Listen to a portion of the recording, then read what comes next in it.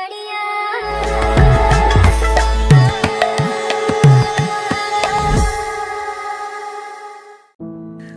വൈകുന്നേരം ജോലി കഴിഞ്ഞ് പതിവിലും നേരത്തെയാണ് സുരേന്ദ്രൻ വീട്ടിലെത്തിയത്. വന്നു കയറിയപ്പോൾ അയാൾ കാണുന്ന കാഴ്ച സുരേന്ദ്രന്റെ അമ്മ രമണി അവന്റെ ഭാര്യയുടെ മുഖത്തടിക്കുന്നതാണ്. വെള്ളമൊഴിച്ചു വെക്കുന്ന ഗ്ലാസ് ചെക്ക് താഴെ വീണ് ഉടഞ്ഞു കിടപ്പുണ്ട്. നിന്റെ വീട്ടിൽ നിന്ന് സ്ത്രീധനമായി കൊണ്ടുവന്നതൊന്നുമല്ല ഇതൊന്നും, കുടുംബം മുടിക്കാൻ കെട്ടിയെടുത്ത മൂദേവി. രമണി മരുമകൾക്ക് നേരെ ആക്രോശിക്കുകയാണ്.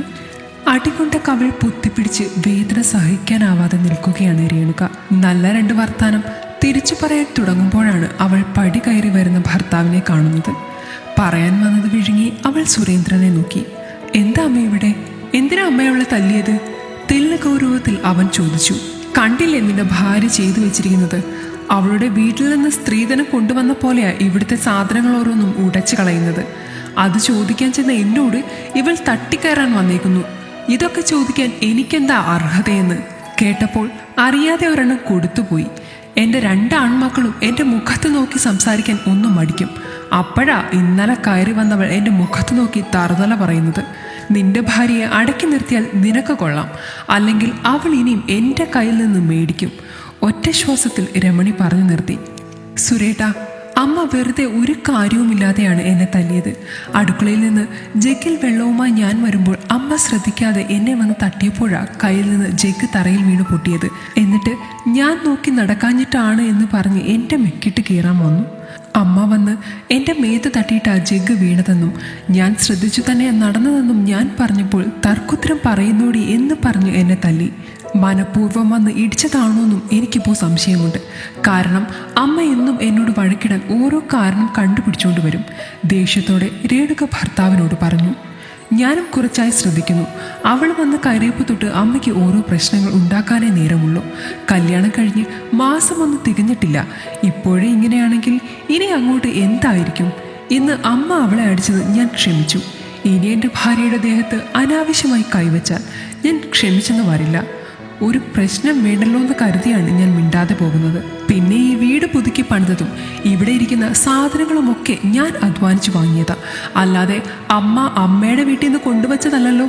അതുകൊണ്ട് ഇനി മേലിൽ ഇതുപോലെ ഓരോന്ന് മനഃപൂർവ്വം ഉണ്ടാക്കി അവളുടെ മെക്കിട്ട് കയറാൻ ചെന്നേക്കരുത്. ജോലി കഴിഞ്ഞ് ക്ഷീണിച്ചു കയറി വരുമ്പോൾ ഇത്തിരി മനസമാധാനം തരണം എനിക്ക്. ഓരോന്ന് കാട്ടിക്കൂട്ടരുത്. അമ്മയ്ക്ക് കണക്കിന് കൊടുത്ത ശേഷം സുരേന്ദ്രൻ മുറിയിലേക്ക് പോയി. എൻ്റെ മോനെ വലവീശി പിടിച്ച് എനിക്ക് നേരെ തിരിച്ചപ്പോൾ നിനക്ക് തൃപ്തിയായല്ലോടി? നോക്കിക്കോ, ഇതിനു പകരം ചോദിച്ചില്ലെങ്കിൽ എൻ്റെ പേര് രമണി എന്നല്ല. നിന്റെ അഹങ്കാരം തീർക്കാൻ പറ്റുമോന്ന് ഞാനൊന്ന് നോക്കട്ടെ. അവർ പിന്തിരിഞ്ഞു നടക്കാൻ തുടങ്ങിയതും അവൾ വിളിച്ചു. അമ്മയൊന്ന് നിന്നേ. എന്താണെന്ന ഭാവത്തിൽ രമണി അവളെ തുറിച്ചു നോക്കി. പകരം ചോദിക്കലൊക്കെ അവിടെ നിൽക്കട്ടെ. ആദ്യം പൊട്ടിച്ചിട്ട് ഈ ചില്ല് ഗ്ലാസ് കഷ്ണങ്ങൾ എടുത്ത് കളഞ്ഞേക്ക്. മര്യാദയ്ക്ക് ഞാൻ ചെയ്യുമായിരുന്നു. അപ്പോൾ നിങ്ങൾക്ക് എൻ്റെ കരണത്ത് അടിക്കണമല്ലേ?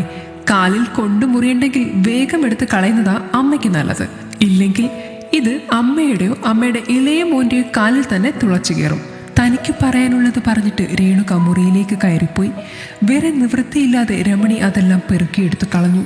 1-2 കുപ്പിച്ചില്ല് കയ്യിൽ തറച്ചു കയറി മുറിയുകയും ചെയ്തപ്പോൾ അവരോർത്തു വെറുതെ ഗ്ലാസ് ചെക്ക് തട്ടിയിടേണ്ടിയിരുന്നില്ലെന്ന്.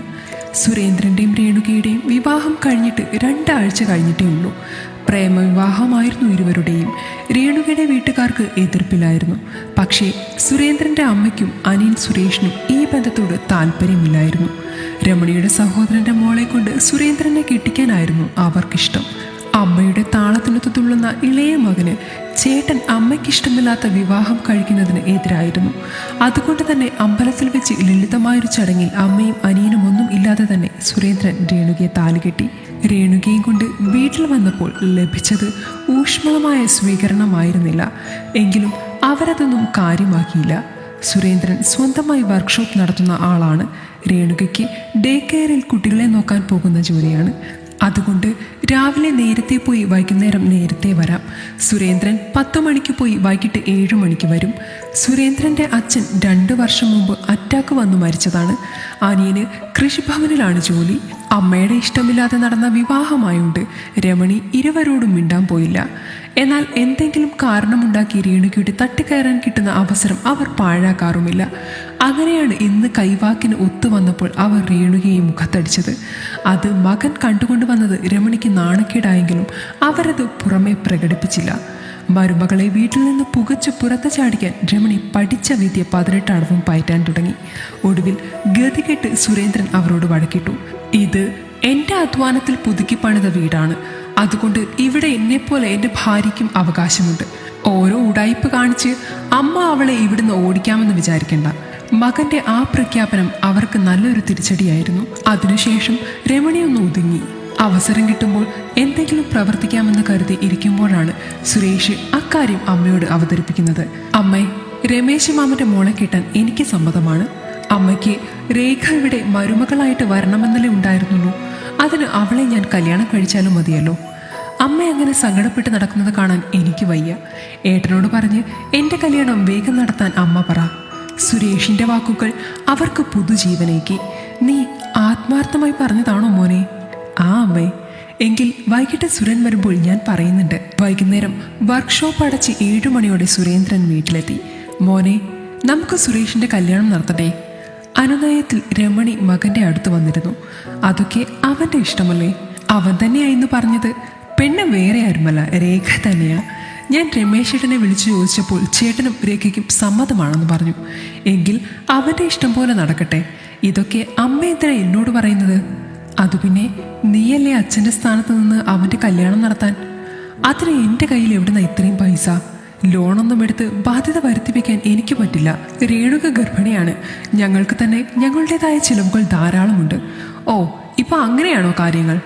അവളുടെ പേരെടുക്കാൻ അവളുടെ വീട്ടിൽ നിന്ന് പൈസ തരില്ലേ? അതും നീ തന്നെ ചിലവാക്കണോ? എൻ്റെ ഭാര്യയുടെയും ജനിക്കാൻ പോകുന്ന കുഞ്ഞിൻ്റെയും കാര്യം നോക്കാൻ എനിക്കറിയാം. അതിന് വേറെ ആരുടെയും സഹായം എനിക്ക് വേണ്ട. സുരേഷ് നിന്റെ അനിയനല്ലേ? അച്ഛനില്ലാത്തതുകൊണ്ട് ആ സ്ഥാനത്ത് നിന്ന് എല്ലാം നോക്കി നടത്തേണ്ടത് നീയല്ലേ? നോക്കി നടത്താൻ എനിക്ക് സമ്മതമാണ്. വേണമെങ്കിൽ കുറച്ച് രൂപ ഞാനും തരാം. അല്ലാതെ എല്ലാ ചെലവും എൻ്റെ തലയിലോട്ടിടണ്ട. അവന് ജോലിയുണ്ടല്ലോ, അവൻ നടത്തട്ടെ അവൻ്റെ കല്യാണം. എൻ്റെ കല്യാണത്തിന് അമ്മയുടെയും അനിയൻ്റെയും സഹകരണം ഞാൻ കണ്ടതാണല്ലോ. ഇതിപ്പോ മാമന്റെ മോളായോണ്ട് കാര്യങ്ങൾ അവർക്കും അറിയാമല്ലോ. സുരേന്ദ്രന്റെ മറുപടി അവരെ ചൊടിപ്പിച്ചു. ഒരു മൂദേവി വീട്ടിൽ വന്ന് കയറിയതോടെ കുടുംബത്തിന് സമാധാനം നഷ്ടപ്പെട്ടു. നിന്റെ തീരുമാനം ഇതാണെങ്കിൽ എനിക്കും ചിലത് ചെയ്യാനുണ്ട്. അത് പറഞ്ഞ് രമണി സുരേഷിന്റെ അടുത്തേക്ക് പോയി. പിറ്റേ ദിവസം തന്നെ രമണി മൂത്ത മോനോടും മരുമകളോടുമുള്ള ദേഷ്യത്തിൽ വീട് 50 സെന്റ് പുരയിടവും സുരേഷിന്റെ പേരിൽ എഴുതി വെച്ചു. സുരേഷ് വീട് പണയപ്പെടുത്തി ആർഭാടമായി കല്യാണ ഒരുക്കങ്ങളും നടത്താൻ തുടങ്ങി. ഒടുവിലാണ് സുരേന്ദ്രനും രേണുകയും അക്കാര്യം അറിഞ്ഞത്. എനിക്ക് കൂടി അവകാശമുള്ള വീടും പുരയിടവും അമ്മ എന്ത് ധൈര്യത്തിലാണ് അവൻ എഴുതി കൊടുത്തത്? ഈ വീട് പുതുക്കി പണിതത് ഞാനാണ്. പിന്നെ ആ കാണുന്ന 25 സെന്റ് സ്ഥലം അമ്മയുടെ പേരിൽ വാങ്ങിയിട്ടത് ഞാനാ. അതിനൊക്കെ എൻ്റെ കൈവശം തെളിവുകളുമുണ്ട്. മര്യാദയ്ക്ക് എനിക്കുള്ള ഓഹരി തന്നില്ലെങ്കിൽ ഈ കല്യാണവും നടക്കില്ല. ഞാൻ കോടതിയിൽ കേസും കൊടുക്കും. കുറേ നാളായി എൻ്റെ ചോരയൊരു നിങ്ങൾ ജീവിക്കുന്നു. എനിക്കൊന്നും മനസ്സിലാവില്ലെന്നാണ് അമ്മയുടെ മോൻ്റെ വിചാരം. ഇത്രയും നാൾ ഈ വീട്ടു ചിലവ് നോക്കിയതും ഞാനല്ലേ? അമ്മയുടെ പുന്നാരമോൻ ജോലിക്ക് കയറിയിട്ട് 10 പൈസ വീട്ടിൽ തന്നിട്ടുണ്ടോ? നിങ്ങളുടെ ഇഷ്ടം നോക്കി ഞാൻ രേഖയെ കെട്ടാത്തോണ്ടല്ലേ എന്നോട് ഈ ചതി ചെയ്തത്? ഇപ്പോൾ അമ്മയും മോനും കൂടി രേഖയെ കെട്ടാൻ തീരുമാനിച്ചത് മാമന്റെ സ്വത്ത് കണ്ടിട്ടാണെന്ന് എനിക്കറിയാം. അതുകൊണ്ടാണ് ഞാൻ അവളെ കെട്ടാത്തതിൽ അമ്മയ്ക്ക് ഇത്ര അമർഷം. അല്ലാതെ ചേട്ടൻ്റെ മോളോടുള്ള സ്നേഹം കൂടുതൽ അല്ലല്ലോ. അതുകൊണ്ട് എനിക്ക് തരാനുള്ളത് തന്നേക്ക്. ഇന്ന് തന്നെ ഞാനും രേണുകയും ഇവിടം വിട്ട് പോവുക. പിന്നെ ഈ വീട് അതിനെ എനിക്ക് വേണ്ട, നീ തന്നെ വെച്ചോ. പക്ഷേ വീട് പുതുക്കിയ പണം ഒരാഴ്ചക്കുള്ളിൽ അക്കൗണ്ടിൽ വന്നിരിക്കണം. പിന്നെ ആ 25 സെന്റ് പുരയിടവും കല്യാണത്തിന് മുൻപ് തിരിച്ചെഴുതി തന്നില്ലെങ്കിൽ എൻ്റെ സ്വഭാവം മാറും, പറഞ്ഞേക്കാം. സുരേന്ദ്രന്റെ ആ പെരുമാറ്റം രണ്ടുപേരെയും ഞെട്ടിച്ചിരുന്നു. ഒന്നും മിണ്ടാതെ ആവശ്യത്തിന് മാത്രം സംസാരിച്ച് പാവം പോലെ നടന്നവൻ അവിടെ നടക്കുന്ന കാര്യങ്ങളൊക്കെ കൃത്യമായി മനസ്സിലാക്കുന്നുണ്ടെന്ന് അവർ അന്നാണ് മനസ്സിലാക്കിയത്. രേണുകയെ വിളിച്ചുകൊണ്ട് സുരേന്ദ്രൻ അന്നു തന്നെ അവിടെ നിറങ്ങി. ഇങ്ങോട്ടില്ലാത്ത സ്നേഹം അങ്ങോട്ടും വേണ്ടെന്ന് അയാൾ തീരുമാനിച്ചിരുന്നു. ഈ കഥ നിങ്ങൾക്കിഷ്ടമായെങ്കിൽ ലൈക്ക് ചെയ്യൂ. നിങ്ങളുടെ അഭിപ്രായങ്ങൾ കമന്റായി രേഖപ്പെടുത്തൂ. കൂടുതൽ കഥകൾ കേൾക്കാൻ ഈ ചാനൽ സബ്സ്ക്രൈബ് ചെയ്യൂ.